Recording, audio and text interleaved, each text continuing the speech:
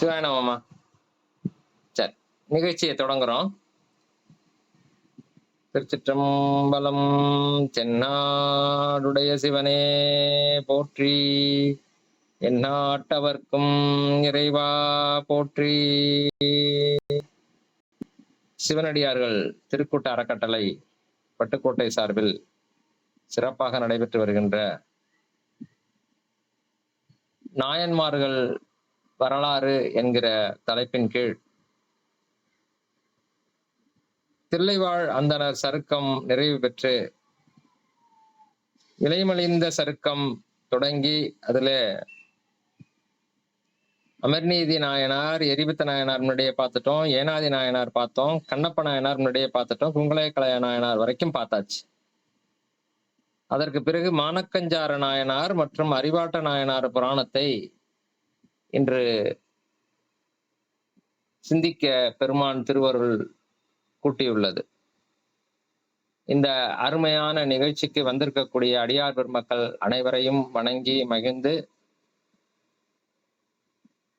இந்த நிகழ்ச்சியை தொடங்கும் விதமாக ஒரு விநாயகர் துதி. திருச்சிற்றம்பலம். திருவாக்கும் செய்கருமம் கை கூட்டும் செஞ்சொல் பெருவாக்கும் பீடும் பெருக்கும் உருவாக்கும் ஆதலால் வானோரும் ஆனை முகத்தானை காதலால் கூப்புவர் தம் கை. ஆனை முகத்தானை காதலால் கூப்புவர் தம் கை.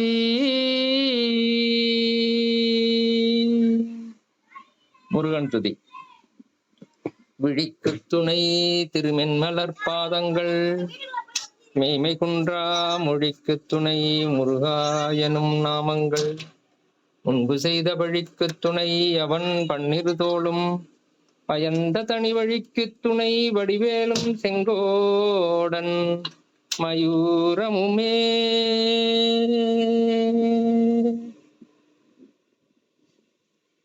குரு வணக்கம். பூழியர்கோன் வெப்பொழித்த புகழியர்கோன் கழல் போற்றி ஆழிமிசை கல்மிதப்பில் அணைந்த பிரான் அடி போற்றி வாழி திரு நாவலூர் வன் தொண்டர் பதம் போற்றி ஊழிமலி திருவாத ஊரர் திருத்தாள் போற்றி. ஒரு தேவாரம். வாயானை மனத்தானை மனத்துள் நின்ற கருத்தானை கருத்தறிந்து முடிப்பான் தன்னை தூயானை தூவெல்லை ஏற்றான் தன்னை சுடர் திங்கள் சடையானை தொடர்ந்து நின்ற என் தாயானை தவமாய தன்மையானை தலையாய தேவாதி தேவர்க்கு என்றும் சேயானை தென்கூடல் திரு ஆலவாய் சிவனடியே சிந்திக்க பெற்றேன் யானே. திருச்சிற்றம்பலம்.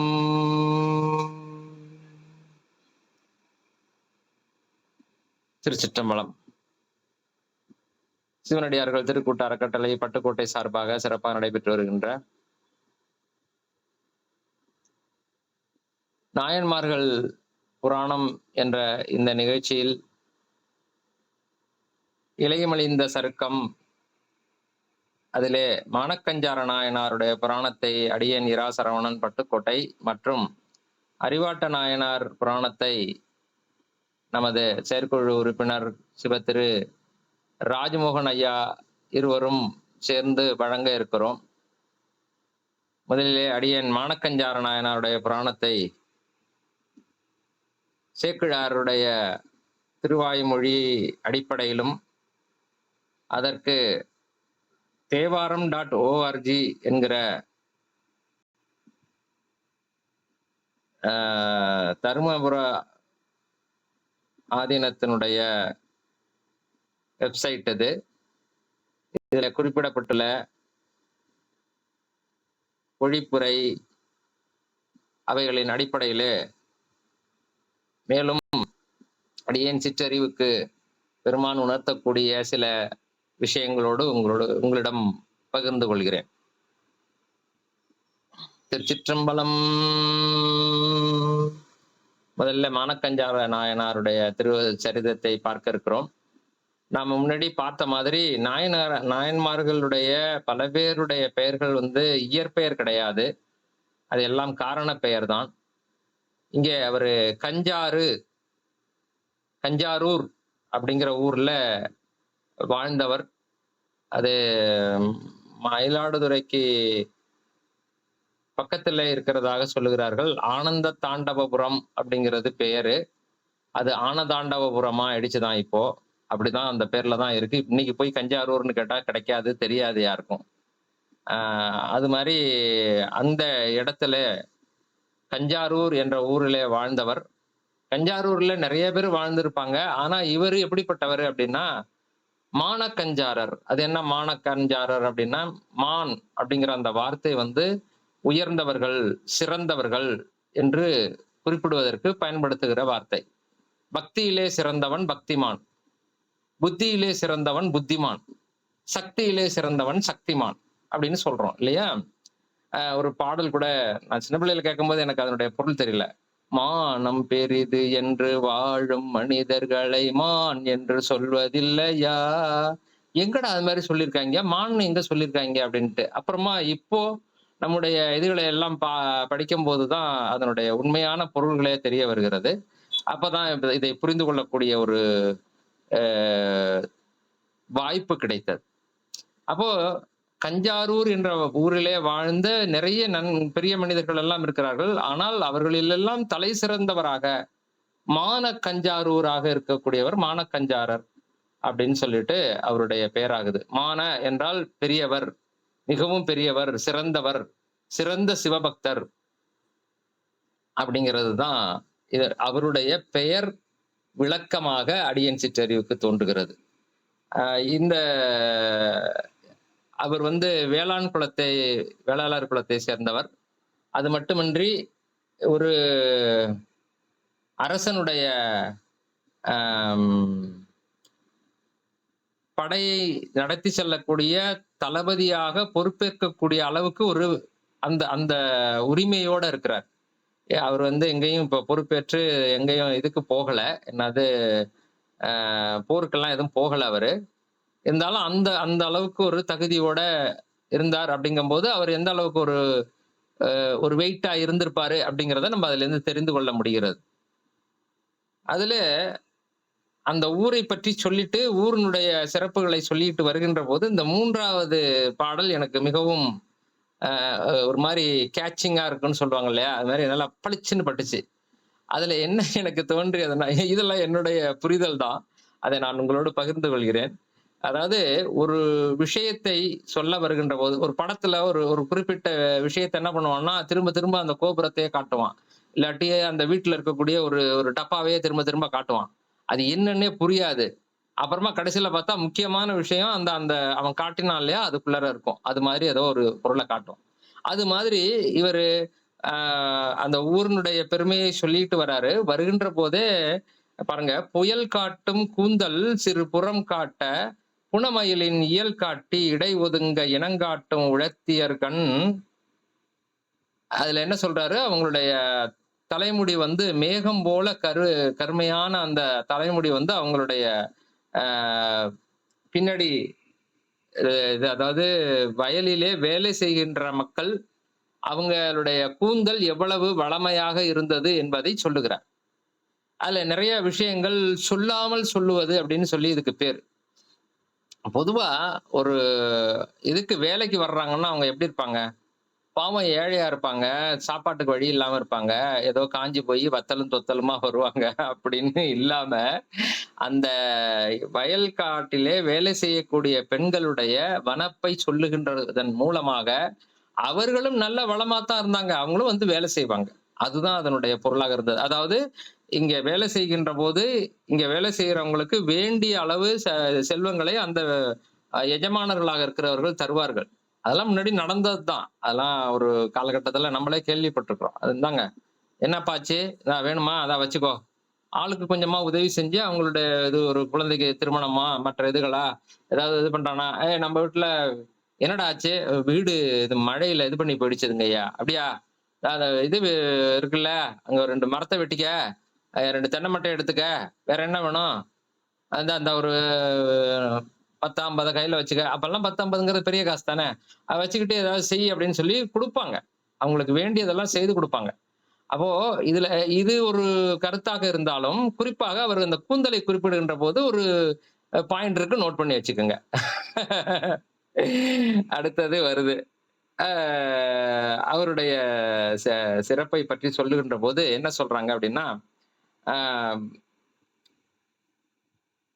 குறிப்பாக மானக்கஞ்சாரர் வந்து சிறந்த சிவன பக்தராக இருக்கிறார், அடியாராக இருக்கிறார். அப்படி யாராவது ஒரு அடியார பார்த்துட்டாருன்னா போறோம். அவர் கால்ல விழுந்து வணங்கி வரணும், எங்க வீட்டுக்கு வரணும்னு சொல்லி அவர அழைச்சிட்டு வந்து, அவருக்கு வேண்டிய உணவுகள் எல்லாம் செய்து குடுத்து, சாப்பாடு இதுகள் எல்லாம் என்னென்ன வேணுமோ அதுகள் எல்லாம் செய்து குடுத்து, அத விட சிறப்பு என்னன்னா, இப்ப நான் வந்து அவர் வீட்டுக்கு போயிருக்கேன்னு வச்சுக்கங்களேன், ஒரு பேச்சுக்கு சொல்றேன். அப்படி பார்க்கிறேன். அது ஒரு கோழி ஒண்ணு அந்த பக்கம் இந்த பக்கமா ஆடிக்கிட்டு இருக்கு. அதையே குறு குறு குறுன்னு பார்த்துக்கிட்டு இருக்கிறேன்.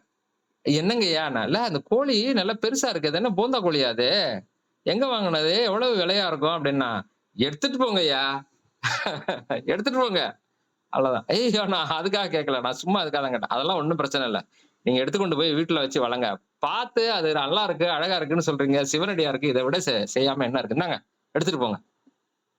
இதே மாரி ஒருத்தர் அழைச்சுட்டு வர்றாரு. அவருக்கு சாப்பாடு கீப்பாடெல்லாம் போட்டு எல்லாம் பண்றாரு. அந்த பசுமாடு எவ்வளவு பால் கறக்கும்? அப்படின்னு அவர் கேட்கிறாரு. யாரு? வந்திருந்த அடியாரு. ஐயா நல்லா அருமையா பால் கறக்குங்கய்யா. நீங்க எடுத்துட்டு போங்கய்யா வீட்டுக்கு. ஐயய்யோ! நான் அதுக்காக கேட்கல. நான் எங்க வச்சு இது பண்றது? எனக்கு பாத்துக்கிறதுக்கே ஆளுகள் கிடையாது. அதனால என்ன? "ஏய் குப்பா, இந்தா அந்த மாட்ட ஓட்டிக்கிட்டு ஐயா கூட போ. கூட இருந்து அவருக்கு வேண்டிய பாலெல்லாம் கறந்து குடுத்துட்டு, அவருக்கு வேண்டியதெல்லாம் செஞ்சுக்க. என்கிட்ட வந்து பணம் வாங்கிக்க. புரிஞ்சுதா?" அப்படி சொல்லக்கூடியவர். அது மாதிரியான ஒரு இது அதாவது அவர்கள் மனம் என்ன நினைக்கிறதோ, இதுக்கு 2 விஷயங்கள் சொல்லுவாங்க. அதாவது தேவலோகத்துல 2 விஷயங்கள் இருக்கு. ஒண்ணு காமதேனுன்னு ஒண்ணு, இன்னொன்னு கற்பக விருட்சம்னு ஒண்ணு. காமதேனு என்ன பண்ணும்னா, கேட்டா குடுக்கும். காம என்றால் விருப்பப்படுகின்ற விஷயங்களை கேட்டால் தேனு கொடுக்கும். ஆனா கற்பக விருட்சம்ங்கிறது கற்பனையா மனசுல என்ன நினைச்சாலும் அத குடுக்கும். அப்போ இவர் எப்படி இருந்துக்கிறார் மானக்கஞ்சாரர் அப்படிங்கிறவரு, ஒரு கற்பக விருட்சம் மாரி இருந்துக்கிறார். வரக்கூடிய அடியார்கள் மனசால என்ன நினைச்சாலும் அதை செய்வார். இந்த பாருங்க.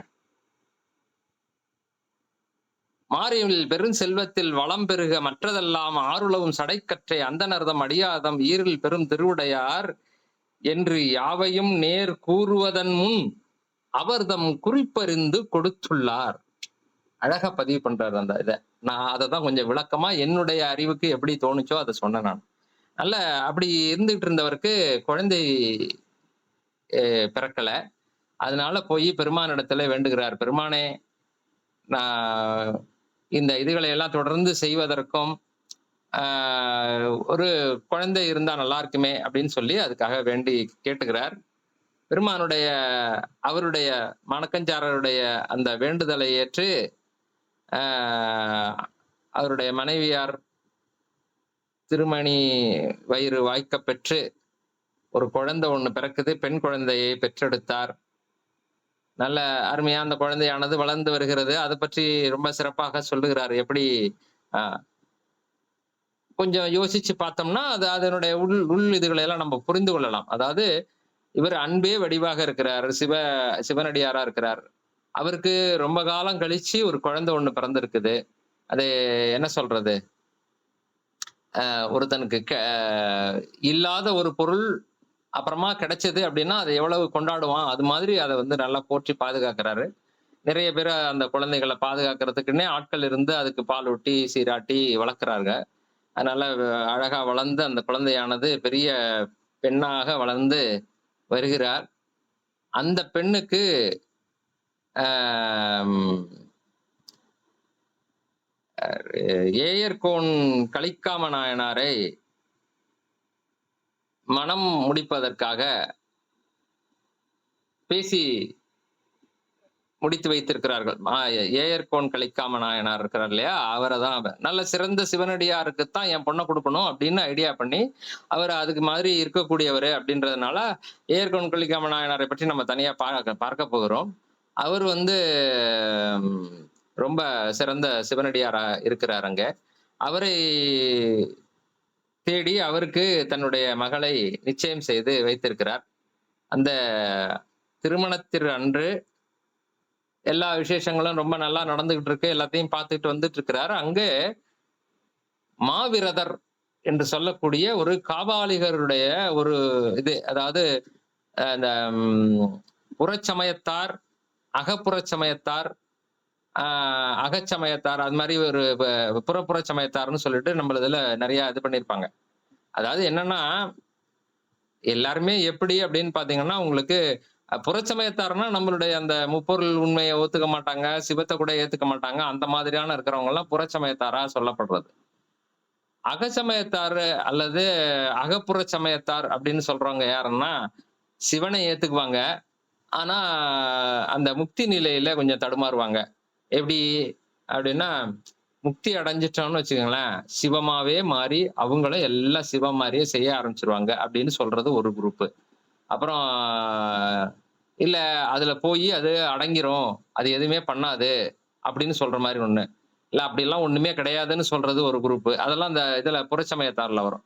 அந்த மாதிரி சொல்லுகின்ற இதுகள்ல வந்து இந்த அகோரிகள் இதுகள் சொல்றாங்க இல்லையா? அந்த மாதிரியான காபாலிகர்கள்.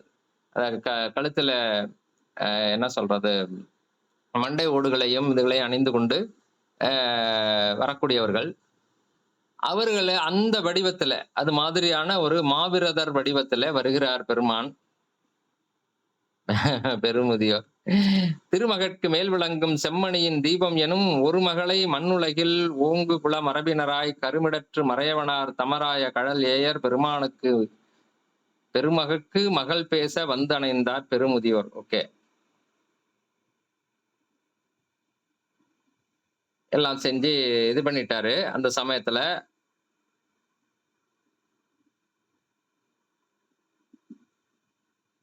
மங்களமாம் செயல் விரும்பி மகள் பயந்த வள்ளலார் தங்கு நீள் சுற்றமெல்லாம் தயங்கு பெருங்களி சிறப்ப பொங்கிய வெண்முளை பெய்து புலங்களங்களிடை நெருங்க கொங்கலர் தன் பொன்றெழில் மூதூர் வதுவை முகங்கொடித்தார்.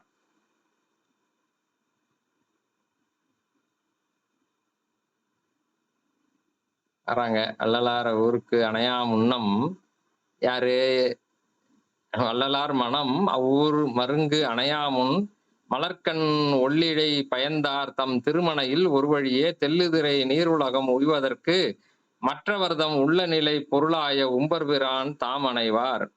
இவர் ஏயர்கோன் கலிக்காம நாயனார் வந்து திருமணம் செய்யறதுக்காக மாப்பிள்ளை ஊர்வலம் வந்துகிட்டு இருக்கு. இங்க வர்றதுக்கு முன்னாடி இந்த மாப்பிள்ளை வந்துடுறாரு. நம்ம சிவபெருமான் வந்துடுறாரு முன்னாடி. முண்ட நிறை நெற்றியின் மேல் முண்டித்த திருமுடியில் கொண்ட சிகை முச்சியின் கண் கோத்தணிந்த எற்புமணி பண்டொருவன் உடல் அங்கம் பறித்த நாள் அது கடைந்த வெண்டரளம் எனக்காதின் மிசை அசையும் குண்டலமும் எவ்வளவு ஒரு கோலத்துல வருகிறார் என்கிறத அங்க ரொம்ப அழகா சொல்றாரு. அவ்வென்பின் ஒளிமணி கோத்து அணிந்த திருத்தாள் வடமும் பைவன் பேர் அரவு ஒழிய தோளில் இடும் பட்டிகையும் மைவந்த நிறக்கேச வடை பூணு நூலும் இந்த இடம் ரொம்ப முக்கியமான இடம். அவர் பூண்டிருக்கக்கூடிய அந்த பூணூல் பாத்தீங்கன்னா மைவந்த நிற கேச வட பூணு நூலும். பொதுவா பூணூல் வந்து வெள்ளையில போடுவாங்க, அது முப்புரி நூல்னு பேரு, அது மாதிரிதான் போடுவாங்க. ஆனா இந்த மாவிரதர்கள் இவங்கெல்லாம் என்ன பண்ணுவாங்கன்னா நல்ல பெரிய கேசத்துல இருந்து, அதாவது தலைமுடியில இருந்து இது பண்ணி அதுகளை ஒன்னா சேர்த்து அதனால் வரக்கூடிய அந்த பூணூலை தான் அவங்க போட்டுக்குவாங்க. மை வந்த நிற கேசவட பூணு நூலும் மனச்செல்வன்பர் பவமாற்று திருநீற்று பொக்கணமும் ஒருமுன் கைத்தனி மணிகோத்து அணிந்த ஒளிர் சூத்திரமும் அருமறை நூல் கோவணத்தின் மிசை அசையும் திருவுடையும் இருநிலத்தின் மிசை தோய்ந்த எழுதறிய திருவடியும் திருவடியில் திரு பஞ்ச முத்திரையும் திகழ்ந்து இளங்க. இதெல்லாம் கொஞ்சம் பொறுமையா உட்காந்து, ஏன்னா நான் கொஞ்சம் இதுக்காக வேகமா படிச்சுட்டு போறேன். நீங்க தனியா உட்காந்து அதை என்ஜாய் பண்ணுங்க. எப்படி அந்த ஒவ்வொரு இதையும் அது வந்து ஒரு என்ன சொல்றது, ஒரு தியானம், யோகம். இத இத இத பண்ணும்போது வந்து அது ஒரு மெடிடேஷன் அது. அப்படியே இந்த இது சொல்லுவார் இல்லையா? வேயுரு தோழி பங்கன் விடமுண்ட கண்டன் மிக நல்ல வீணை தடவி. அப்படியே அந்த அந்த அம்பிகையை ஒரு பாகமாக கொண்டு கையில ஒரு வீணையை வச்சுக்கிட்டு சாமி உட்கார்ந்து வாசிச்சுக்கிட்டு இருக்கிறத அப்படியே மனசுல நினைச்சோம்னா அவ்வளவு அற்புதமா இருக்கும். அப்படி வந்து என் உளமே புகுந்த அதனால் அதுக்கு மேல தேவையில்லை. அது எல்லாமே ஆட்டோமேட்டிக்கா நடக்கும். அவ்வளவு ஆனந்தமா இருக்கும். அது மாதிரி இது ஒரு நல்ல ஒரு என்ன சொல்றது, ஒரு மெடிடேஷன் பாயிண்ட்னு வச்சுக்கோங்களேன். இது கொஞ்சம் பொறுமையா இந்த திருக்கோலத்தை நீங்க மெடிடேட் பண்ணலாம். அது ஒரு ஒரு ஒரு நேரத்துக்கு தான். அது அடிக்கடி எல்லாம் பண்ணக்கூடாது. ஏன்னா இந்த கோலம் வந்து ஒரு வேற ஒரு பர்பஸுக்காக வந்தது. அதனால இந்த கோலத்தையும் வந்து ரசிச்சு அனுபவிச்சு பெருமானே அந்த கோலத்துல உள்ளார வாங்கி ஒரு இடத்துல வச்சுக்கிட்டு மானக்கஞ்சார நாயனார் நினைச்ச உடனே அப்படியே அந்த அந்த கோலம் அப்படியே வந்து நம்ம கண்ணு முன்னாடி நிக்கணும். பெருமானேன்னு கையெடுத்து நம்ம கும்பிடணும். அப்ப அந்த மாதிரி அவரை வந்து நம்ம உள்ளுக்குள்ள கொண்டுட்டு போகலாம். இப்படி வந்து நின்ன உடனே எப்படி இருக்கும்? அவரு சாதாரணமாவே திருநீரை ருத்ராட்சத்தையும் பார்த்தாலே காலில் விழுந்து கும்பிடுவார். அப்படியே வந்து பெருமானே நீங்க வந்தது என்னுடைய பெரிய பாக்கியம், வாங்கன்னு சொல்லி அவரை அழைச்சிட்டு வர்றார். நல்ல நேரத்துல, ஏன்னா என்னுடைய மகளுடைய திருமணம் நடக்குது, வந்து இருந்து அவளை வாழ்த்தணும் அப்படின்னு சொல்லி அழைச்சிட்டு வர்றார். ஒரு நிமிஷம் இருங்க, இந்த பொண்ணை அழைச்சிட்டு வரேன், என் பொண்ணை அழைச்சிட்டு வரேன். ஒரே பொண்ணுங்க ஐயா, அவளுக்கு இன்னைக்கு திருமணம் நடக்குது, அதனால நீங்க இருந்து வாழ்த்திட்டு போகணும். சரி, அப்படியே செய்வோம் அப்படின்னு அவரு நிக்கிறார். பெண்ணை அழைச்சு கொண்டுட்டு வந்து அவளுக்கு இது திருநீர் போட்டு வாழ்த்துங்க அப்படின்னு சொல்லிட்டு அவரும் திருநீரை போட்டு வாழ்த்துகின்ற போது சொல்றாரு, இந்த பொண்ணோட கூந்தல் இருக்கு இல்லையா, நல்ல அருமையா இருக்கு இந்த கூந்தல்.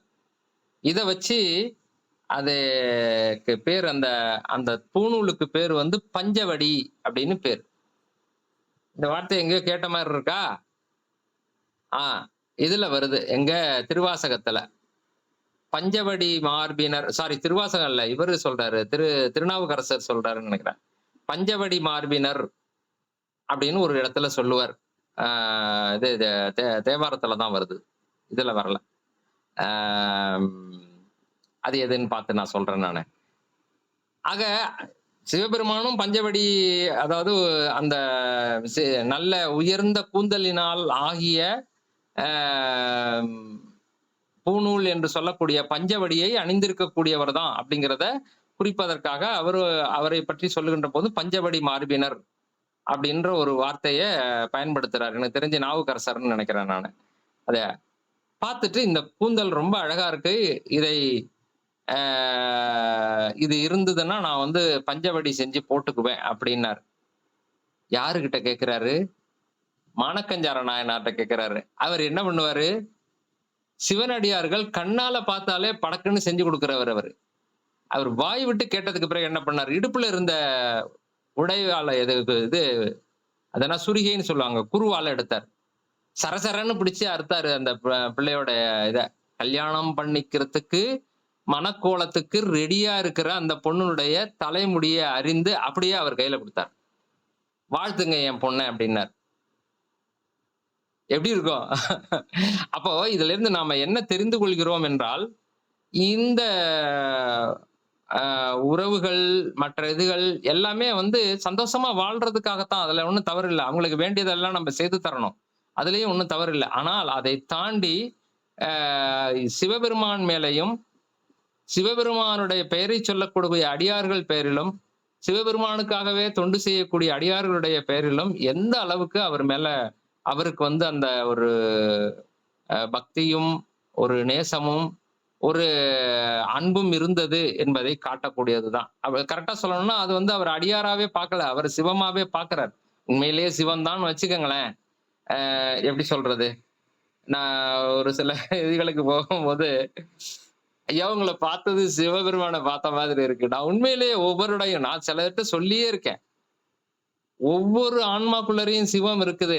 உங்க கண்ணுக்கு எனக்குள்ள இருக்கிற சிவன் தெரியுது. ஆனா இந்த மரமண்டைக்கு இன்னும் உங்களுக்குள்ள இருக்கிற சிவன் தெரியலையே! நீங்க எப்படி உருகுறீங்க? என்ன பார்த்த உடனே எவ்வளவு சந்தோஷப்படுறீங்க. அப்படியே கண்ணு கலங்குவாங்க. அந்த மாதிரி அடியார்களை எல்லாம் நான் பார்க்கிறேன் நானு. நான் யாரு? ஒண்ணுமில்லாத ஆளு.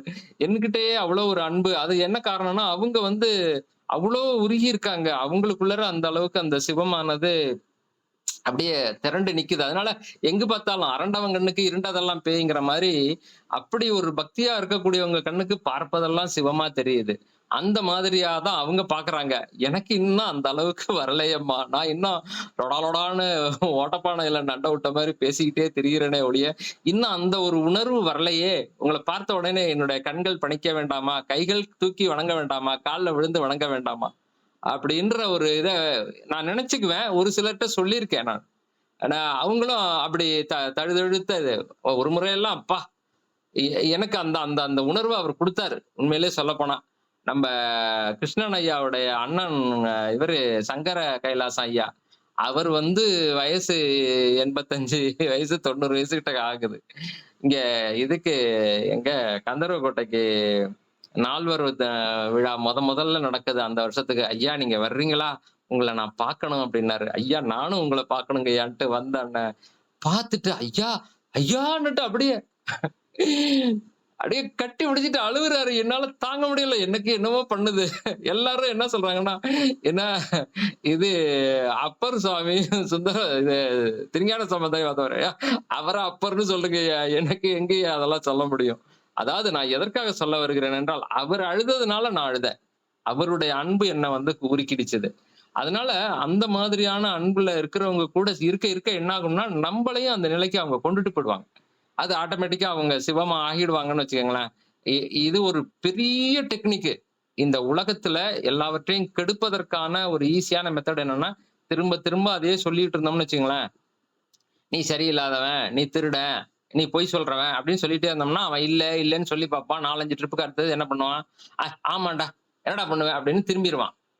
அந்த மாதிரி இல்லாம, "நீ நல்லவன்" அப்படின்னு அந்த அந்த அன்பை குடுக்க குடுக்க, "நீ உயர்ந்தவன், நீ பெரியவன்னு" சொல்ல சொல்ல, "ஏய் நம்மள உயர்ந்தவன்னு சொல்றாய்ங்கடா. அதுக்காகவாவது நம்ம நல்லா இருக்கணும்டான்னுட்டு" இதுதான் வந்து நம்முடைய சைவம் சொல்லக்கூடிய ஒரு அடிப்படையான உண்மையாக அடியேன் கருதுகிறேன். ஆனா அதையெல்லாம் தாண்டி அவர்களுடைய நிலை எப்படி இருந்தது என்றால், உயர் நிலையில இருக்கிறாங்க. எல்லாவற்றையும் சிவமாக பார்க்கிறார்கள். அதனால அவர்களுக்கு இந்த அப்ப பொண்ணு சிவமா தெரியலங்களாய்யா? ஆமா இந்த சிவம் கேட்டது அது இது பண்ண. ஓகே இது இது பண்றது தானே. ஏயர்கொன் கலிக்காம நாயனாருக்கு இந்த விஷயம் தெரிய வந்தது. அது என்ன இது அப்ப எல்லாம் தலைமுடிய வெட்டினா அதுக்கு எப்படி இதாகும்? கல்யாண பொண்ணோட தலைமுடிய வெட்டினா, அந்த பொண்ண எப்படி கல்யாணம் பண்ணிக்கிறதுன்னு இது பண்ண மாட்டாங்களான்னு எல்லாரும் புலம்ப அவர் வந்தாரு. இப்படிப்பட்ட ஒரு சிவனடியாருடைய பொண்ண திருமணம் செய்வதற்கு நான் ரொம்ப குடுத்து வச்சிருக்கணும். எங்க வந்து கேட்கிறாரு பாத்தீங்கள்ல? எல்லாரையும் டிஸ்டர்ப் பண்ண மாட்டாரு. நம்ம ஒவ்வொரு இதுலயும் நம்ம பார்த்துக்கிட்டே இருக்கோம். யாரையும் வந்து இது பண்ணி அ ரொம்ப கஷ்டப்படுத்திறவே மாட்டார். அந்த பொண்ணுக்கும் நல்ல விதமா கல்யாணம் பண்ணி குடுக்குற மாதிரியான இடத்துல தானே வச்சுக்கிட்டு தானே கேட்கிறாரு.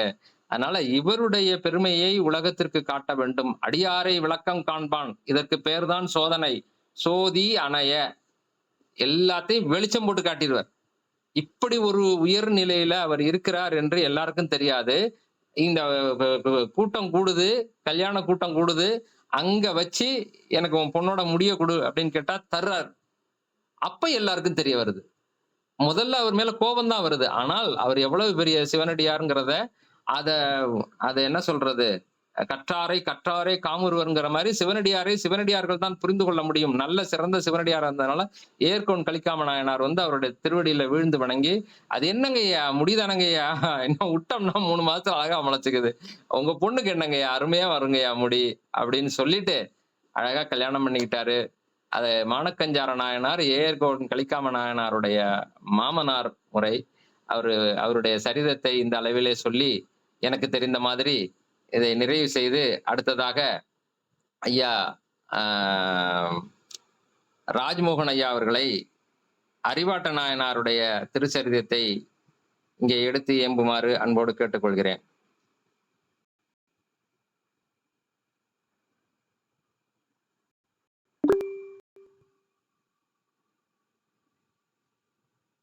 ஐயா உங்களுடைய மைக்கு, வீடியோ ஆன் பண்ணுங்க ஐயா.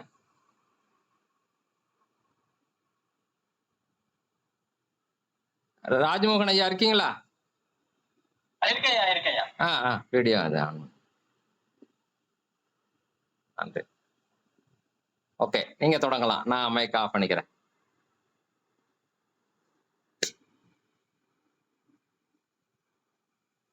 சிவாய நம. சிவாய நம. சிவாய நம.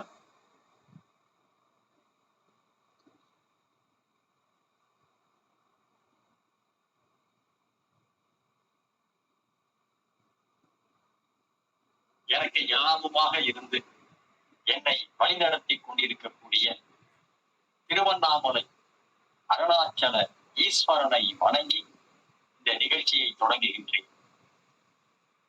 எல்லாம் உள்ள கணபதி இந்த நிகழ்ச்சியை நல்லபடியாக நடத்தி கொடுக்க வேண்டும். இப்படிப்பட்ட ஒரு அற்புதமான வாய்ப்பினை வழங்கிய பட்டுக்கோட்டை சிவனடியா திருக்கூட்ட அறக்கட்டளைக்கு என்னுடைய நன்றியை தெரிவித்துக் கொள்கின்றேன். இந்த நிகழ்ச்சியில் கலந்து கொண்டிருக்கக்கூடிய அத்துணை அடியார் பெருமக்களையும் வணங்கி, எனக்கு கொடுக்கப்பட்டிருக்கின்ற அறிவாட்டாய நாயனார் என்ற தலைப்பிலே சிந்திப்பதற்கு திருவருள் கூடியிருக்கின்றது. எனக்கு முன்பாக பேசிய சரவணன் ஐயா ரொம்பவும் அற்புதமா ரசிச்சு அந்த மான கஞ்சார வரலாற்றினை ரொம்ப அருமையா சொன்னாங்க. ரொம்ப ரசிச்சு நான் கேட்டேன். எனக்கு அறிவாட்டாய நாயனார் சொல்லியிருக்கிறாங்க. இந்த நிகழ்ச்சியை பார்த்து கொண்டிருக்கக்கூடிய அடியார்களுக்கு ஒரு சில கருத்துக்களை நான் சொல்லிவிட்டு அறிவாட்டாய நாயனாருடைய வரலாற்றினை நாம் சிந்திப்போம். சைவ சித்தாந்தம் என்ன சொல்லுதுனாக்கா, இதை போல இறைவனுடைய அருமை பெருமைகளை சொல்லக்கூடிய எந்த ஒரு நிகழ்ச்சியாக இருந்தாலும் அந்த நிகழ்ச்சியை பார்க்கக்கூடியவர்களுக்கு நிச்சயமாக அவங்களுடைய முற்பிறவியில செய்த தீவினைகளாகப்பட்டது கொஞ்சம் குறையும்னு சொல்றாங்க. அதோடு மட்டுமல்ல, இதை ஸ்ரீமத் பாகவதத்திலையும் ரொம்ப அழுத்தம் திருத்தமா சொல்றாங்க. என்னன்னாக்கா, ரொம்ப ரொம்ப ரொம்ப அழகா எப்படி இறைவனை நாம் வழிபட வேண்டும், எந்தெந்த முறைகளில் எல்லாம் இறைவனை வழிபட வேண்டும், எந்தெந்த முறைகளில் வழிபட்டால் நமக்கு என்னென்ன பலன்கள் கிடைக்கும், இப்படியெல்லாம் ஸ்ரீமத் பாகவதம் மிக அருமையாக சொல்கின்றது. சிரவணம், கீர்த்தனம், விஷ்ணு ஸ்மரணம், பாத சேவனம், அச்சனம், வந்தனம், தாஸ்யம், சக்கியம், ஆத்ம நிவேதனம், இப்படி இறைவனை வணங்கக்கூடிய வகைகளில் முதலாக வருவது சிரவணம் என்று சொல்லக்கூடிய நம்முடைய காதினால் கேட்டல். இப்ப நீங்க ஒரு திருவாசக ஆன்லைன் திருவாசக வகுப்பு நடக்குது, நீங்க கத்துக்கிறதுக்காக போறீங்க. அது உங்களுடைய ஆன்மாவானது நல்ல விஷயங்களை தெரிந்து கொண்டு இறைவனிடத்திலே செல்லக்கூடிய ஒரு வழி. அதே போல திருமுறைகள் வகுப்புகள், திருமூலருடைய அந்த திருமந்திர வகுப்புகள் இவையெல்லாம் அதை செய்கின்றன.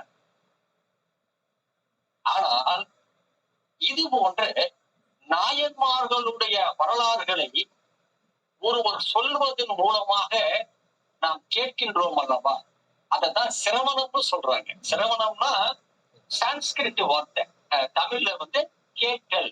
சிரவணம்னா கேட்டல்.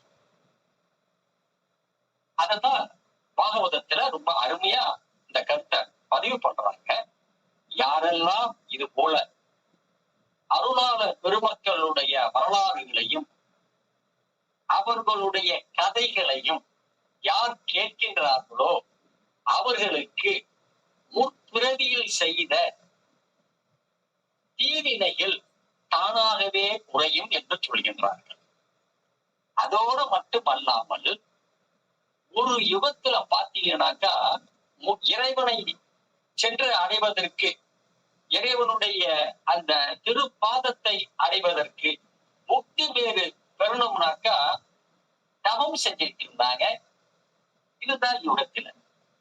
அதுக்கு பிறகு அடுத்த யுகமான திரேதா யுகத்துல தானம் செஞ்சாங்க. அதற்கு பிறகு அடுத்ததா துவாபார யுகத்துல வேள்விகளும் பூஜைகளும் செஞ்சாங்க. இப்ப என்ன நடந்துட்டு இருக்க யுகம்? கலியுகம் நடந்துட்டு இருக்கு. இந்த கலியுகத்துல நாம செய்யக்கூடிய தீவினைகள் எல்லாம் நம்மளை விட்டு போக வேண்டும் என்றால் சிரவணம் என்று சொல்லப்படுகின்ற இறைவனுடைய அருளாளர் பெருமக்களுடைய கதைகளையும் அவர்களுடைய நாமத்தையும், இறைவனுடைய நாமத்தையும் சொல்ல சொல்ல சொல்ல சொல்ல அந்த சங்கீதம் என்று சொல்கின்றோம் அல்லவா, பழைய தீவினைகள் முற்பிறப்புல நமக்கு தெரியாது, எந்த பிறப்புல என்ன செஞ்சோம்னு நமக்கு தெரியாது. அந்த தீவினைகள் எல்லாம் குறையும். அந்த வகையில இந்த நாயன்மார்களுடைய வரலாற்றை கேட்கக்கூடிய உங்க அத்துணை பேருக்கும் நிச்சயமாக, ஏன்னாக்கா ஒரு நிகழ்ச்சியை நடத்துறப்ப சில நிகழ்ச்சிக்கு பாத்தீங்கன்னா எண்ணிக்கை மிக அதிகமா இருக்கும். சில நிகழ்ச்சிக்கு மிக குறைவான எண்ணிக்கையா இருக்கும். அப்படி இருந்தாலும் கூட இது போன்ற நிகழ்ச்சிகளில் கலந்து கொண்டு எங்களையும் ஊக்குவித்து நாயன்மார்களின் வரலாற்றை எங்களை சிந்திக்க வைத்து என்னென்ன கருத்தை எல்லாம் அடியார் பெருமக்களுக்கு நாம சொல்லணும், இந்த கருத்தை அவங்களுக்கு சொன்னா ரசிப்பாங்க, அவர்களுடைய வரலாற்றை சுவைபட சொல்லணும் அப்படின்னு நாங்க அதை முன்னடியாகவே சிந்திச்சு அதை உங்களுக்கு சொல்கின்ற பொழுது எங்களுக்கும் ரொம்ப ஆனந்தமா இருக்கும். கேட்கக்கூடிய உங்களுக்கு நிச்சயமாக உங்களுடைய முற்பிறவியில் செய்யப்பட்ட தீவினைகளுடைய அந்த ஒரு பகுதியானது குறையும் என்பதில் நிச்சயமா எந்த சந்தேகமும் இல்லைங்க. அறிவாட்ட நாயனாருடைய வரலாற்றுக்கு இந்த அறிவாட்ட நாயனார் எந்த பகுதியை சேர்ந்தவர்னாக்கா சோழ நாட்டிலே, சோழ நாடுனால அந்த நேரத்துல தஞ்சாவூரை தலைநகராக கொண்டு அல்லது உறையூரை தலைநகராக கொண்டு, அப்படி இல்லை என்றால் இந்த பழையாறை தலைநகராக கொண்டதுதான் சோழ வரலாறு என்று சொல்லப்படுகின்றது. அப்படி இந்த வரலாறு நடந்த காலகட்டத்துல எந்த பகுதியை தலைநகராக கொண்டு எந்த சோழ மன்னர் ஆண்டார் என்பதற்கு சரியானதொரு ஆதாரங்களும் சாட்சியங்களும் இல்லை. சோழ வளநாடு அப்படிப்பட்ட இந்த சோழ வளநாட்டிலே இருக்கக்கூடிய இப்போது இருக்கக்கூடிய திருத்துறைப்பூண்டியிலிருந்து திருவாரூர் நோக்கி சென்றோம்னாக்கா இடையிலே கனமங்கலம்னு ஒரு ஊர் இருக்குங்க. அந்த இப்ப கனமங்கல திடல்னு சொல்றதா தகவல். அந்த கனமங்கலம் என்ற ஊரிலே தாயனார் என்ற ஒரு சிவபக்தர் இருக்கிறார். இவருடைய குணம் என்னன்னாக்கா சிவன் மேல், சிவ பரம்பொருள் மேல் மாறாத அன்பு கொண்டவர். எதையும் எதிர்பார்க்க மாட்டார். சிவப்பணியையே தன்னுடைய வாழ்க்கையிலே என்ன செய்யணும், ஒரு குறிக்கோள்னு ஒண்ணு இருக்கும் இல்லையா? வாழ்க்கை பிறந்தோம்னா ஒரு குறிக்கோள் இருக்கும். அந்த குறிக்கோள் அவருக்கு என்னன்னாக்கா, சிவனுக்கு பணி செய்து இருக்க வேண்டும் அப்படிங்கிற ஒரு குறிக்கோளோட இருக்கிறது. அவருடைய மனைவியும் அதே போன்ற எண்ணத்திலே இருக்கு. இதுதான் ரொம்ப முக்கியம். ஏன்னாக்கா, இப்ப வீட்டுல எடுத்துக்கங்களேன். நான் வந்து திருவாரூர் கிளாஸுக்கு போயிட்டு வரோம்மா அப்படின்னு நான் எங்க மனைவி கிட்ட சொல்றப்ப, வாங்க, உங்களுக்கு எப்ப பார்த்தாலும் இதே பொழப்பா போச்சு. வீட்டுல இருக்கிற வேலையை செய்ய மாட்டீங்க. அங்க கிளாஸ் நடக்குது, இங்க கிளாஸ் நடக்குதுன்னு போயிடுவீங்க அப்படின்னு சொல்லாம, சரிங்க போயிட்டு வாங்க அப்படின்னு முகமுணர்ச்சியோடு செல்லக்கூடிய ஒரு மனைவி ஒருவருக்கு கிடைத்திருக்கக்கூடிய பட்சத்திலே அது இறைவனுடைய மிகப்பெரிய வரப்பிரசாதம், இறைவனுடைய கருணைன்னு நம்ம நினைக்கிறோம். அதை போன்று அந்த தாயனார் என்று சொல்லப்படுகின்ற சிவபக்தருக்கு அமைந்த மனைவியும் அதையே போன்று இருந்தார். தாயனார் ஒன்றும் சாதாரணமான ஆள். சொத்து பத்து நிறைய இருக்கு, ஏகப்பட்ட நிலபுலங்கள் இருக்கு, செல்வம் வந்து அளவில்லாத செல்வம் அவர்கிட்ட இருக்கு. எப்படி சொல்றதுனாக்கா, நிலச்சுவார்த்தார்கள் சொல்லுவோம், பண்ணையார்கள் சொல்லுவோம், ஏகப்பட்ட சொத்துக்கு அதிபதியா இருப்பாங்க. அந்த மாதிரி செல்வ வளமிக்கவர் தாயனார். கரமங்கலம் என்ற ஊர்ல இருக்கிறார். அங்கு வரக்கூடிய சிவனடியார்களுக்கு அமுது படைப்பார்கள். ஆனா அவருடைய முக்கியமான ஒரு சிவப்பணி என்னன்னாக்கா, செந்நெல் என்று சொல்லப்படுகின்ற ஒரு வகைப்பட்ட நெல்லிலே அமுதினை சோறு செஞ்சு அதோட செங்கீரையை அழகாக சுவைபட அதை சமைத்து, இது மட்டும் கிடையாதுங்க, அப்பொழுதுதான் பறிக்கப்பட்ட மாங்காய், மாங்காய்னா முத்துனதா இருக்காதுங்க, சற்று இளம் பிஞ்சுன்னு சொல்லுவோம் இல்லையா, அந்த இதுல உள்ள மாங்காயிலிருந்து வடு செய்யணும். மாவடு, மாவடு பெண்களுக்கு எல்லாருக்கும் தெரியும். எல்லாருக்குமே மாவடு எதுல செய்வாங்கன்னாக்கா, முத்துன மாங்கால செய்ய மாட்டாங்க. சற்று இளம் பிஞ்சாக உள்ள ஒரு மாங்காயிலிருந்து எடுத்துதான் அந்த மாவடு செய்வாங்க. அதே போன்று அந்த மாங்காவை பறிச்சு அதுல மாவடு செஞ்சு அந்த சோறு, செந்நெல் என்று சொல்லப்படுகின்ற அதிலிருந்து செஞ்ச சோறு, செங்கீரை, மாவடு, இது மூணையும் எடுத்துக்கிட்டு அங்க இருக்கக்கூடிய சிவபரம்பொருள் இருக்கக்கூடிய கோயிலுக்கு சென்று அங்கே அவர் நிவேதனம் செய்வது அவருடைய வழக்கமாக இருந்து வருகின்றது. அப்படி அவர் வந்து செஞ்சிட்டு இருக்கிறப்ப இதுல வந்து இன்னொரு கருத்தை நான் உங்களுக்கு பதிவு பண்ண ஆசைப்படுறேன். நிவேதனம் செய்வார். அது என்ன நிவேதனம்? நிவேதனம்ட்டு நாங்க பெரிய அளவுல கேள்விப்படலையே. நைவேத்தியன்னு கேள்விப்பட்டிருக்கோம். நிவேதனம்ங்கிறது அப்படின்னு நீங்க சற்று யோசிக்கலாம். ரெண்டும் ஒண்ணுதாங்க, ரெண்டும் ஒண்ணுதான். சின்ன வேறுபாடுகள் இருக்கு. நிவேதனம்னாக்கா அந்த நம்மால் செய்யப்பட்ட அந்த அமுதினை, அந்த சோறோ இல்ல மற்ற எந்த ஒரு பொருளாகவோ இருக்கலாம், அதை வந்து இறைவன்கிட்ட ஒப்படைக்கிறதுக்கு பேரு நிவேதனம்.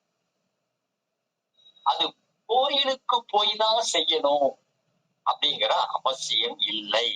அடையாறுகளுக்கு இதை ஏன் சொல்றேன்னாக்கா, இனிமேலுக்கு நீங்க வாழ்க்கையில இத கொஞ்சம் நடைமுறைக்கு நீங்க கொண்டு வந்தீங்கன்னாக்கா ரொம்ப நல்லா.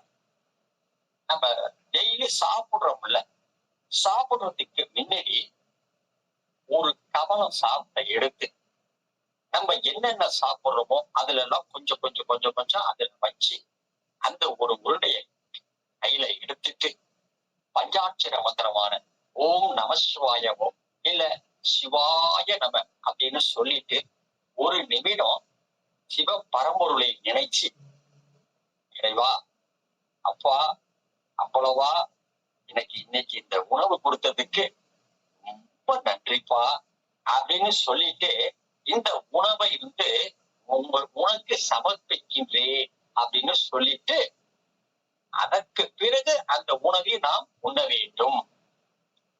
இதற்கு நிவேதனம்னு பேரு. கோயிலுக்கு போய் செய்யணும் அப்படிங்கிற அவசியம் இல்லை. நைவேத்தியங்கிறது என்னன்னாக்கா, இறைவனுக்கு முன் நாம் படைக்கக்கூடிய, இறைவனுக்கு நாம் சமர்ப்பிக்கக்கூடிய உணவு பதார்த்தங்கள். இறைவனுக்கு நேரா போய் செஞ்சோம்னாக்கா அதுக்கு நைவேத்தியம். மனதால நினைத்து சிவபரம்பொருளை மனதினுள்ளே நிறுத்தி நாம் உண்ணக்கூடிய எந்த ஒரு பொருளாக இருந்தாலும் சரி, அதை அவருக்கு சமர்ப்பணம் செய்துவிட்டு பிறகு நாம் சாப்பிட்டோமேனால் அதற்கு பேரு நிவேதனம். இப்படி என்ன செய்யறாருனாக்கா, இந்த நாயனார் என்ற சிவபக்தர் தினமும் கோயிலுக்கு போய் இறைவனுக்கு நிவேதனம் செஞ்சிட்டு வருவது வழக்கம். இதிலே இந்த செந்நெல் அப்படின்னு சொல்றோம்ல, அது என்னங்க செந்நெல்? செந்நெல்ங்கிறது சிகப்பா இருக்கும் அப்படி கிடையாது. இருக்கக்கூடிய அரிசி வகைகளில் மிக உயர்ந்த வகை. நம்ம இப்ப உதாரணத்துக்கு பொன்னின்னு சொல்றோம்ல, பொன்னி அரிசி இருக்கிறதுல இந்த கர்நாடகா பொன்னி, ஆந்திரா பொன்னி, மண்ணச்சநல்லூர் பொன்னி இப்படின்னு சொல்றோம் இல்லைங்களா? அதுல உயர்ந்த வகை அரிசிக்கு அந்த செந்நெல் அப்படின்னு சொல்றது. அதுலதான் அவரு இறைவனுக்கு சோறு செஞ்சு நிவேதனம் செய்வது வழக்கமா இருக்கு. இப்படி இருக்கிறப்ப சிவபரம்பொருள் பார்க்கிறார். சரி, இந்த ஆன்மாவை நாம் கொஞ்சம் சோதிச்சு பார்க்கணும். உண்மையிலேயே இவர் நம் மீது மிகவும் அன்பா இருக்காரா அப்படிங்கறத நம்ம அவருக்கு தெரியும். நல்லா புரிஞ்சுக்கணும். நீங்க ஒண்ணு, ஒரு இறைவன் ஒரு செயல் செய்யறானாக்கா அது அவருக்காக எதையும் செய்ய மாட்டான், மற்றவர்களுக்காக. மற்றவர்கள் இவரை பற்றி தெரிந்து கொள்ள வேண்டும். இவருடைய அந்த சிவ பரம்பொருளின் மேல் கொண்டுள்ள அன்பை அடுத்தவர்களுக்கு உணர்த்த வேண்டும் அப்படின்னு நினைக்கிறார். அதோடு மட்டுமல்லாம அவருக்கு தன்னுடைய அருளை கொடுக்க வேண்டும் என்று நினைக்கிறார். அருளை கொடுக்கிறதுனா என்ன? அவர்கிட்ட இருக்கக்கூடிய பொய்யான விஷயங்களை எல்லாம் முதலில் எடுக்க வேண்டும். அவர்கிட்ட என்ன பொய்யான விஷயங்கள் இருக்குது? செல்வங்கள் இருக்குது, பொன் இருக்குது, மணி இருக்குது, நிலபுலன்கள் இருக்குது. இதையெல்லாம் ஃபர்ஸ்ட் அவர்கிட்ட நீக்கணும். என்ன பண்ணாரு? கொஞ்சம் கொஞ்சமாக இந்த சிவப்பணி செய்ய செய்ய செய்ய செய்ய அவருக்கே தெரியாமல் அவருடைய அந்த செல்வமானது குறைய ஆரம்பித்தது. இதை சேக்கிழார் பெருமான் மிக அற்புதமாக சொல்கின்றார். எப்படின்னாக்கா, வேலம் உண்ட விலாங்கனியை போல். நீங்க கேள்விப்பட்டிருப்பீங்க. இது இரண்டு வகையான பொருள் இதுல இருக்குதுங்க. வேலம் உண்ட விலாங்கனி. இப்ப ஒரு யானை கிட்ட போய் ஒரு விளாப்பழத்தை கொடுத்தீங்கன்னு வச்சுட்டீங்களேன், அது அப்படியே முழுங்கிடும். முழுங்கின பிறகு மறுநாள் அதனுடைய மலத்தில் பாத்தீங்கன்னாக்கா அந்த விளாப்பழம் முழுசா கொஞ்சம் கூட உடைக்கி இருக்காது, முழுசா கீழே விழுந்திருக்கும். அதை உடைச்சு பாத்தீங்கன்னாக்கா அதற்கு உள்ளே ஒண்ணு இருக்க, மறைஞ்சு போயிருக்கும், ஒண்ணு இருக்க. இது ஒரு பொருள். இந்த ஒரு பொருள் பெரியவர்கள் சொல்லியிருந்தார்கள். வேலம்ங்கிறது அந்த விளாம்பழத்துக்கு உரிய அந்த செடியின் மேல் வரக்கூடிய ஒரு நோய். வேலம் என்பது ஒரு நோய். அந்த வேலம் என்ற ஒரு நோயானது விளாம்பழத்திலே பட்டிருக்குமேயானால் அது என்ன செய்யும்? வெளியில இருந்து பாக்குறதுக்கு ஓடு நல்லா அழகா தெரியும், நல்லா பெருசா பழுத்து இருக்கும். அந்த அந்த வேலம் என்ற நோயால் பாதித்த அந்த விளாம்பழத்தின் உள்ள உடைச்சு பார்த்தோம்னாக்கா ஒண்ணும் இருக்காது, மறைஞ்சிருக்கும், இதுவே இருக்காது.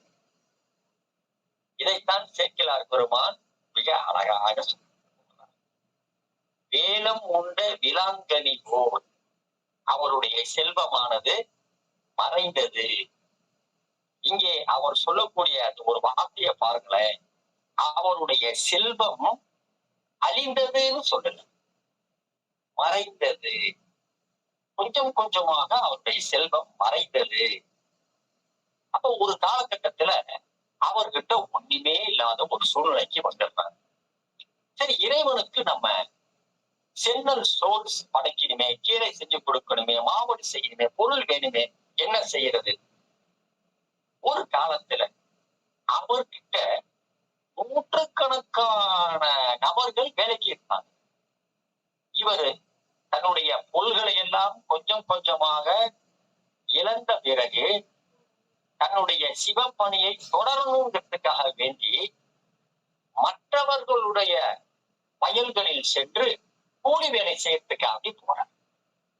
அப்ப அவங்க எல்லாம் சொல்றாங்க, ஐயா, எங்களுக்கு கூலி கொடுத்தவங்க நீங்க, உங்களுக்கு போய் கூலி கொடுக்கிற அளவுக்கு நாங்க கிடையாது அப்படின்னு சொல்றப்ப அய்யனார் சொல்றாரு, தயவு செய்து அப்படி சொல்லிடாதீங்க. என்னுடைய இறைவனுக்கு நானே வேலை செஞ்சு உழைச்சி அதன் மூலமா வரக்கூடிய அந்த கூலிய எடுத்துக்கிட்டு போய் சோறு செஞ்சு நான் கொடுக்கணும்.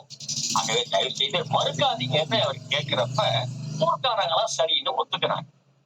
அந்த காலத்துல என்ன தெரியுங்களா, கூலி ஒரு வயலுக்கு போய் அறுவடை செஞ்சு கூலி வேலை செய்யக்கூடிய அவர்களுக்கு பணம்னு கொடுக்க மாட்டாங்க. அந்த நெல்லுல ஒரு மரக்கா, ஒரு படி, 2 மரக்கா, இந்த மாதிரி நெல்லை கூலியா கொடுக்கறது தான் வழக்கம் அந்த காலத்துல. அப்படி இவர் என்ன பண்றாருனாக்கா, ஒவ்வொரு வயலையும் போய் வேலை செய்யறார். அப்ப அவரும் அவருடைய மனைவியும் சேர்ந்து உட்கார்ந்து பேசி கலந்து ஆலோசிச்சு ஒரு முடிவு எடுக்கிறாங்க. என்ன முடிவு? இந்த பாருமா, இன்னைக்கு நான் வேலைக்கு போறேம்மா, வேலைக்கு போயிட்டு என்ன கூலி எனக்கு கிடைக்குதுன்னு பாக்குறேன். என்னால முடிஞ்சவருக்கு 1 வயலோ 2 வயலோ 3 வயலோ அறுவடைக்கு போறேன். எல்லா வயல்லையும் செந்நெல்லாவே போட்டிருப்பாங்கன்னு சொல்ல முடியாது. சில வயல்ல கார்னல் இருக்கும். இந்த கார்னல்ங்கிறது என்னன்னாக்கா, நம்ம கொஞ்சம் மட்டமானது. குறுவையில நம்ம சப்பா சாகுபடி செய்யற நெல்லு நம்ம வச்சு ஒரு வருடம் வரை யூஸ் பண்ணலாம். அது கொஞ்சம் தரம் அதிகமா இருக்கும். ஆனா குறுவையில பாத்தீங்கன்னு வச்சுக்கீங்களேன், 3 மாசத்திலே விளையும், அந்த மழைக்காலத்துல விளையும். அதனாலதான் அத கார்நெல் அப்படின்னு சொல்றது. அது ரொம்ப நாளைக்கு தாங்காது. சற்று அது அந்த தரத்துல குறைஞ்சிருக்கும். இங்க என்ன முடிவு பண்றாங்க, தரத்துல உயர்ந்த செந்நெல்ல இறைவனுக்கு படைச்சிருவோம். அந்த தரத்துல சற்று குறைஞ்சி இருக்கக்கூடிய கார்நெல்ல நம்ம ஜீவனத்துக்காக வேண்டி நம்ம வச்சுக்கோம் அப்படின்னு 2 பேரும் முடிவு பண்றாங்க. அதே மாதிரியே வரக்கூடிய கூலியில செந்நெல் எல்லாம் இறைவனுக்கு சோறு படைச்சு செஞ்சிடுறாங்க. கார்நெல்லை எல்லாம் தங்களுடைய ஜீவனத்துக்காக வேண்டி வச்சுக்கிறாங்க. எப்படி கொஞ்ச நாள் ஓடிட்டு இருக்கு. இறைவன் பார்த்தாரு, இந்த ஆன்மா பழுத்து விட்டது. எப்படி மணிவாசக பெருந்தகைக்கு குதிரை வாங்க போனவரை எப்படி இழுத்தாரோ, அதே போல இந்த ஆன்மா பழுத்திடுச்சு. போன பிறவி இந்த ஆன்மாவுக்கு சைவ சித்தாந்தத்துல சொல்றது மாதிரி அந்த மன பரிபாகத்தை உண்டு செஞ்சு எரிபுனை ஒப்புக்களையும் அந்த அதையும் ஏற்படுத்தி தன்னுடைய அருளை வழங்க வேண்டும். மறைப்பால் திரேதான சக்தியை எடுத்துட்டு அருள் சக்தியை வழங்க வேண்டும் என்று முடிவு பண்றாங்க. சக்தி நிவாதம் என்று சொல்லுவாங்க. இதை செஞ்சிடணும் அப்படின்னுட்டு இறைவன் முடிவு பண்றாங்க. சரி, அதுக்கு செய்யறதுக்கு என்ன செய்வோம்? மேலும் ஒரு சோதனையை இவருக்கு கொடுப்போம் அப்படின்னு சொல்லிட்டு என்ன பண்றாங்க, வயலுக்கு அறுக்கிறதுக்கு கூலி நெல் கொடுக்கறாங்கல்ல, அதுல அந்த வயல்ல என்ன விளங்கி இருந்துச்சோ அததான் கூலியா கொடுப்பாங்க. இறைவன் என்ன பண்றாரு, ஊர் முழுக்கவும் சென்னலாவே போடும்படி விளையும்படி செஞ்சிருந்தார். இவரு எங்க போனாலும், அறுவடைக்கு கூலிக்கு போனாலும் அந்த இடத்துல சென்னல் தான் கூலியா கொடுக்குறாங்க. நம்மளா இருந்தா, நானா இருந்தா என்ன செய்வேன்? ஆஹா, எந்த வயலுக்கு போனாலும் சென்னலா இருக்குது, எல்லாமே இறைவனுக்கு தானே கொடுக்கணும், அப்ப நம்ம ஜீவனத்துக்கு என்ன பண்றது? நிச்சயமா நான் நினைப்பேன். ஆனால் நாயனாருடைய எண்ணமே வேறு மாதிரி இருந்துச்சுங்க. ஆட எந்த வயலுக்கு போனாலும் சென்னலா இருக்குதே, என் அப்பனுக்கு, என் பெருமானுக்கு நான் எவ்வளவு வேண்டுமானாலும் கொடுத்து கொண்டே இருக்கலாம் போல இருக்கே. ஆனா இதை விட ஒரு மகிழ்ச்சி, சந்தோஷம் எனக்கு வேற என்னங்க வேணும்? இவ்வளவு செல்லல் கிடைக்குது, இவ்வளவும் நான் இறைவனுக்கு படைக்க முடியுமே, இவ்வளவும் இறைவனுக்கு சோறு செஞ்சு கொண்டுட்டு போய் நிவேதனம் செய்யலாமே அப்படின்னு மகிழ்ச்சி அடைகிறார்கள். அவருடைய அந்த எண்ணத்தை பாருங்க. நம்ம சாப்பிடுறதுக்கு ஒண்ணும் இல்ல, கார்னல் கிடைக்கல, கிடைக்கிற கூலி அவ்வளவும் சின்னதா இருக்குது அப்படின்னு கொஞ்சம் கூட ஒரு வருத்தப்படல. அதையெல்லாம் வாங்கி ரொம்ப அற்புதமான முறையில சமைச்சு இறைவனுக்கு நிவேதனம் அமுது படைச்சுக்கிட்டு இருக்கிறாங்க. கொஞ்சம் கொஞ்சம் கொஞ்சமா இந்த இப்படியே போயிட்டு இருக்கிறப்ப கார்னெல்லையே அவங்களுக்கு கிடைக்கல. அப்ப சாப்பிடுறதுக்கு ஜீவனம் செய்யணும் இல்லையா, அதுக்கு என்ன வழி? அவங்களுடைய மனைவியார் சொல்றாங்க, கொள்ளையில கீரை நம்ம பயிர் செஞ்சிருக்கோம், அந்த கீரையை உண்டுகிட்டு சென்னலை எல்லாம் இறைவனுக்கு படைச்சிட்டு நம்ம கீரையை சாப்பிட்டுக்கிட்டு ஜீவனம் செய்வோம் அப்படின்ட்டு அவருடைய மனைவி சொல்ல, அதே மாதிரியே கொஞ்ச நாள் ஓடிட்டு இருக்கு. இப்படி போயிட்டே இருக்கிறப்ப என்ன நடக்குதுனாக்கா, அந்த ஊர்ல கொஞ்சம் பஞ்சத்தை ஏற்படுத்தினார். எல்லாம் எங்கேயுமே விளையாத அளவுக்கு சற்று பஞ்சத்தை இறைவன் ஏற்படுத்தினவங்க. இவரால என்ன பண்றதுன்னே தெரியும், கூலிக்கும் போக முடியல, இவரு சாப்பிடுறதுக்கு காரணலும் இல்லை, அந்த இறைவனுக்கு படைக்கக்கூடிய கொள்ளையில் அவங்களுடைய தோட்டத்திலே வைக்கக்கூடிய செங்கீரைகள் அதையும் சாப்பிட்டு முடிச்சுட்டாங்க, ஒண்ணுமே இல்லை, என்ன பண்றதுன்னு தவிக்கிறாங்க. அன்னைக்கு ஒரு நாள் பார்த்து ஒரு இடத்துல ஒரு வயலுக்கு கூலி அறுக்கிறதுக்கு கூலி வேலைக்கு போறாங்க. அதுல அவருக்கு கொஞ்சம் சென்னல் கிடைக்குது. அந்த சென்னலை எடுத்துட்டு வந்து சோறு செஞ்சு தோட்டத்துல இருக்கக்கூடிய 1-2 கீரைகளை எடுத்து, செங்கீரைகளை எடுத்து அதையும் அவரு சமைச்சு மாவுடுவையும் ஏற்பாடு செஞ்சுட்டு என்ன செய்யறாங்க, இது 3ஐயும் எடுத்து ஒரு கூடையில வச்சுக்கிட்டு இறைவனுக்கு கொண்டு போய் அமுது படைப்போம் அப்படின்ட்டு எல்லாத்தையும் ஏற்பாடு பண்ணிக்கிட்டு கிளம்பி ஒரு வயல் வழியா போறாங்க. இவங்க ஏற்கனவே ஒரு 10-15 நாளா சாப்பாடு இல்லை,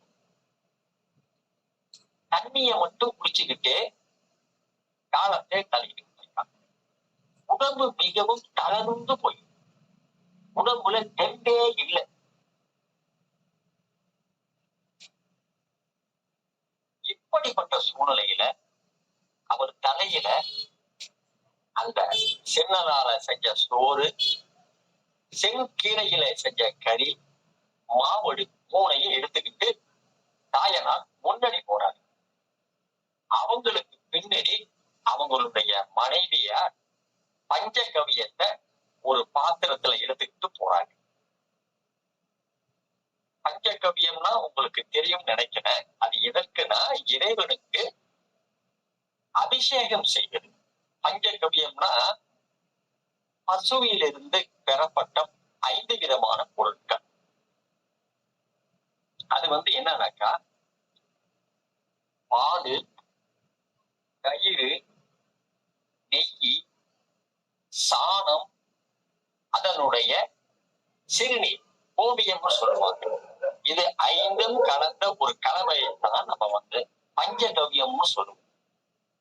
இதனால இறைவனுக்கு அபிஷேகம் செஞ்சுட்டு அதற்கு பிறகு இந்த உணவை இந்த இவர்கள் செஞ்ச சென்னல் சோற்றினை, அமுதினை இறைவனுக்கு நிவேதனம் செய்வதற்காக வயல்வெளியா போயிட்டு இருக்காங்க. பஞ்சம் வந்த காரணத்தினால வயல்கள் எல்லாம் வெடிச்சு கிடக்கு, வெடி போட்டு கிடக்கு. இவங்களுக்கு உடம்புல தெம்பு இல்லை, தட்டு தடுமாறி அப்படியே போயிட்டு இருக்காங்க. பரப்புல இருந்து சட்டுன்னு அவரு கொஞ்சம் நிலை தடுமாறி ஒரு வயல்ல ஒரு வெடிப்புக்குள்ள காலை அப்படி வச்சிடுறாரு. அவருக்கு தடுமாறி போனான பின்னால வந்த அவருடைய மனைவியார் அப்படியே பிடிக்கிறாங்க, கீழே விழாத அளவுக்கு பிடிக்கிறாங்க. அதையும் மீறி அவர் தலையில வைத்திருந்த அந்த உணவு, அந்த சோறு, செங்கல்ல சமைச்ச சோறு, கீரை, மாவடு எல்லாம் அப்படியே கீழே கொட்டிடும். கீழே கொட்டுச்சுனாக்கா அந்த வெடிப்பு இருக்குல்ல, வயலிலே சின்ன சின்ன வெடிப்பு, அது அப்படியே வெடிப்பா இருந்திருக்கும். அந்த வெடிப்புல போய் அது கீழே விழுந்துருக்கு, வெடிப்புக்குள்ள போய். இவர் பக்குவம் அடைந்த சிவனடியார். இவர் நினைக்கிறாரு, ஆஹா நம்ம கொண்டு வந்த உணவெல்லாம் இந்த மாதிரி வெடிப்புல போய் விழுந்துடுச்சு, நம்ம என்ன செய்யறது அப்படின்னு பதறி போய் நிக்கிறார். அப்ப அவர் கொஞ்சம் பக்குவம் அடைந்த சிவனடியார்ங்கிறதுனால அவர் நினைக்கிறாரு, இந்த உணவை நம்ம கோயிலுக்கு எடுத்துட்டு போய் சிவ பரம்பொருளுக்கு படைச்சால்தான் உணவா? கிடையாது, நம்ம அவருக்காக தானே கொண்டு வந்திருக்கோம். எங்கும் சிவம், எதிலும் சிவம் அப்படிங்கிறப்ப இந்த உணவை சிவம் நிச்சயமாக ஏற்றுக்கொள்ளலாம் இல்லையா அப்படின்னு அவர் மனசுக்குள்ள நினைச்சு கொஞ்ச நேரம் தாமதிக்கிறார். எதுக்காக தாமதிக்கிறார்னாக்கா, இந்த உணவை சிவபெருமான் ஏற்றுக்கொள்கின்றாரா, அதற்கு உரிய தகுதி என்கிட்ட இருக்கா அப்படிங்கிறதுக்காக தன்னைத்தானே அவர் சோதனை செய்வதற்காக சற்று நேரம் காத்துக்கிட்டு இருக்கிறார். எந்த விதமான ஒரு நிகழ்வும் நடக்கல. பெருமான் வந்த மாதிரியோ அந்த வெடிப்புகளில விழுந்த அந்த உணவை ஏற்றுக்கொண்ட மாதிரியோ எதுவும் தெரியல. அப்பதான் நாயகரம் நினைக்கிறாரு, இப்பேற்பட்ட பாவியா நான் முற்பிறவியிலே எந்த விதமான தீவினைகளை எல்லாம் செய்திருக்கிறேன்னு எனக்கு தெரியலையே. அதனால்தான் அந்த சிவ பெருமான் இந்த உணவை ஏற்றுக்கொள்ளவில்லை.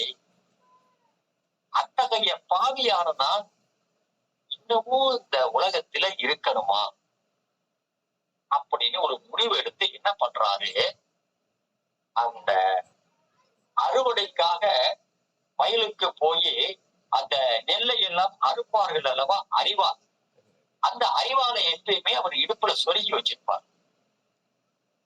அந்த அறிவாலை எடுத்து இனிமேல் இந்த உணவாகப்பட்டது என்னால் இறைவனுக்கு படைக்க முடியாமல் போயிட்டது.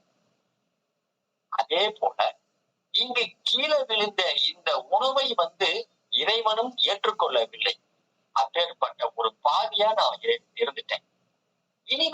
நான் இந்த உலகத்துல வாழ்ந்து என்ன செய்ய போறேன், ஒரு பிரயோஜனமும் இல்லை அப்படின்னு சொல்லிட்டு அந்த அறிவாளன் இருக்கிறார். தன்னுடைய கழுத்தினை தான் அப்படியே அறியறதுக்கு முற்படுறார்.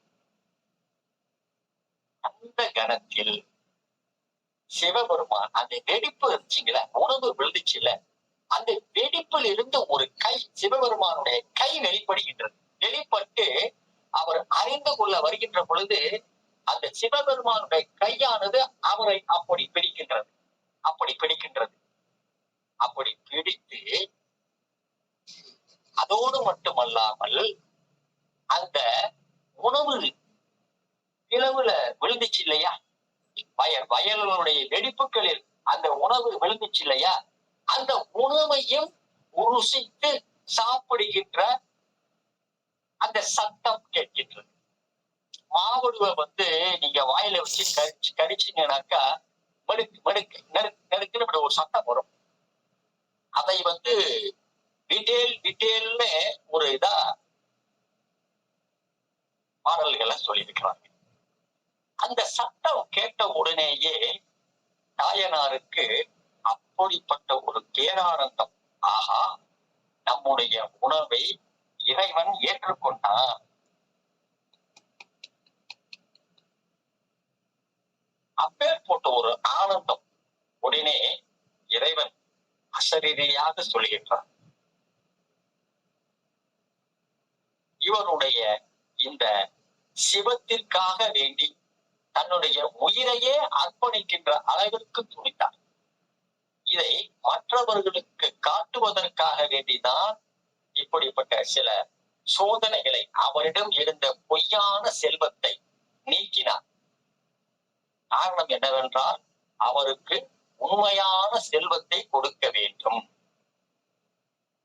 என்ன அது பொய்யான செல்வம் உண்மையான செல்வம்னு சொல்றீங்களே? திருஞான சம்பந்தர்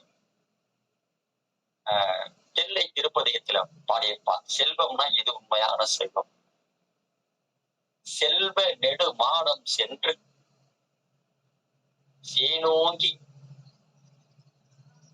செல்வ மதி தோய செல்வமும் உயர்கின்ற செல்வர் வாழ் இல்லை சிற்றம்பலம் மேய செல்வன் கலல் ஏத்தும் செல்வம் செல்வமே. என்ன சொல்றாருங்க?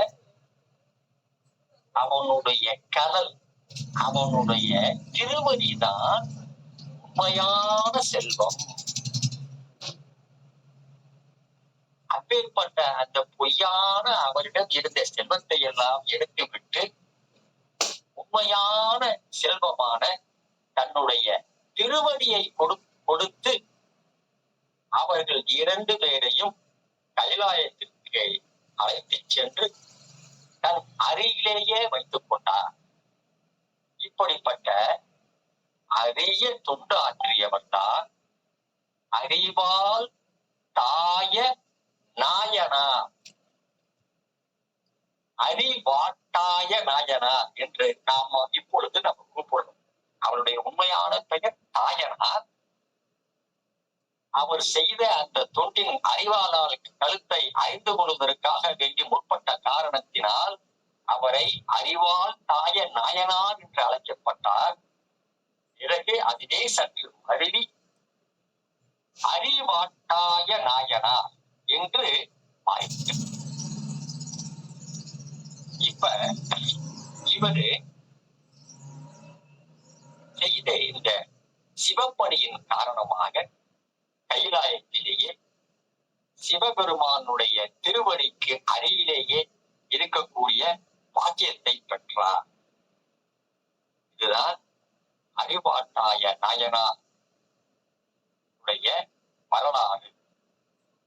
இதிலே 2 விதமான முக்கியமான கருத்துக்களை நான் பதிவு செய்ய ஆசைப்படுகின்றேன்.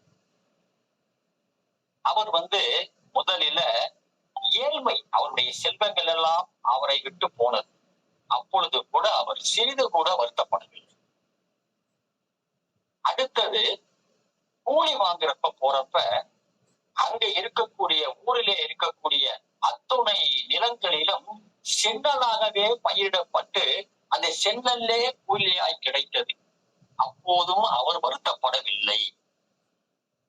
ஆனால் எப்பொழுது இந்த சாப்பாடு, அந்த உணவு வயலினுடைய பிளவிற்குள்ளே இழுத்து போனதோ அப்பொழுதும் அவர் வருத்தப்படவில்லை. சற்று நேரம் அவர் காத்திருந்தார். எதற்காக வேண்டி? எங்கும் இருக்கக்கூடிய என்னுடைய அப்பனான சிவபெருமான் இந்த உணவை நிச்சயமாக ஏற்றுக்கொள்வார் என்று காத்திருந்தார் ஒரு கன நேரம். அப்பொழுதும் கூட இறைவன் வராத காரணத்தினால்தான் முதலில் அவர் வருத்தப்படுகின்றார். இந்த ஒரு கருத்தினை நான் பதிவு செய்ய ஆசைப்படுகின்றேன். அடுத்ததாக, இந்த நிவேதனம் என்று சொல்லப்படுகின்ற இறைவனுக்காக அர்ப்பணம் செய்த நைவேத்தியம் செய்யப்பட்ட உணவானது பிரசாதம் என்ற பெயரிலே நாம் திரும்பவும் அதை எடுத்துக்கொள்கின்றோம். இந்த பிரசாதமானது இறைவனுடைய எச்சில் பட்ட உணவாக நாம் எடுத்துக்கொள்ளலாம். அதற்குதான் பாத்தீங்கன்னா கோயில்ல, பெருமாள் கோயிலையும் சரி, நம்முடைய சிவன் கோயிலும் சரி, சிவன் கோயிலிலே கொடுக்கக்கூடிய அந்த மார்கழி மாசத்திலே காலையில பொங்கல் கொடுப்பாங்க. அதுக்காக வேண்டி எத்தனையோ பேர்கள் காத்துக்கிட்டு இருப்பாங்க கீழ். பெருமாள் கோயிலிலே கொடுக்கக்கூடிய அந்த புளியோதரைக்காக அவ்வளவு பேர் காத்துக்கிட்டு இருப்பாங்க. ஏனென்றால் இறைவனுக்காக படைக்கப்பட்ட அந்த உணவு அவருடைய எச்சில் பிரசாதமாக நாம் எச்சில் பிரசாதம் என்பது சாதாரணமான விஷயம் இல்லை. திருவண்ணாமலையிலே குகை நமச்சிவாயர் தன்னுடைய சீடரான குரு நமச்சிவாயருக்கு தன்னுடைய எச்சில் பிரசாதத்தை கொடுத்தார்.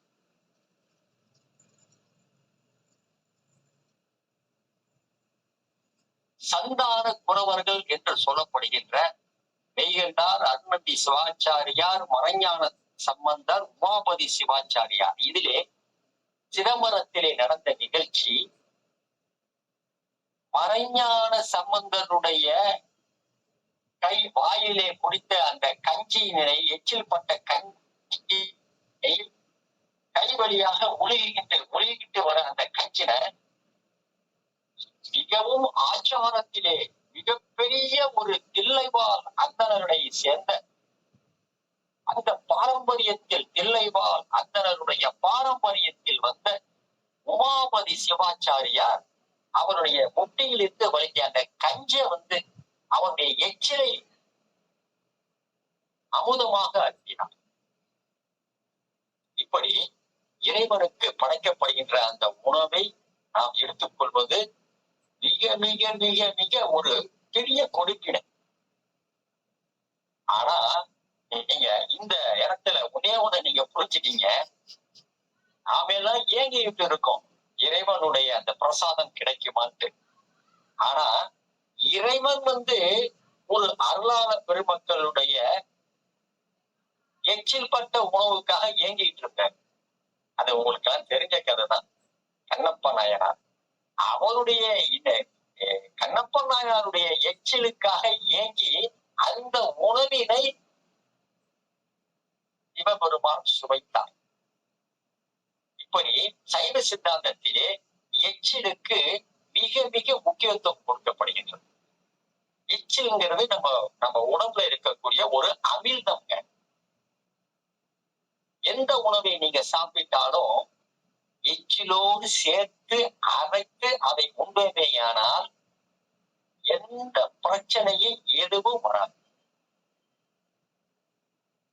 அப்படிப்பட்ட ஒரு குணம் வாய்ந்ததுதான் இறைவனால் நமக்கு கொடுக்கப்பட்டதுதான் நம்முடைய எச்சில்.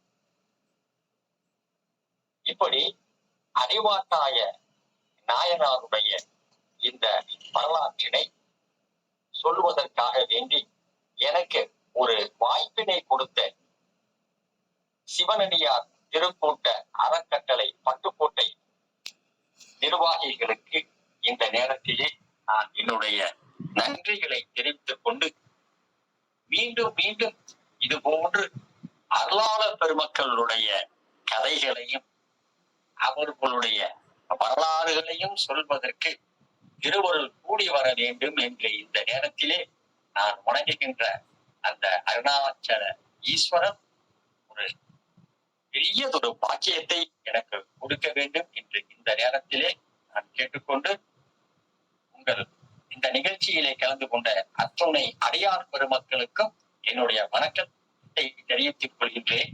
நன்றி, நன்றி, நன்றி. சிவாய நம, சிவாய நம, சிவாய நம.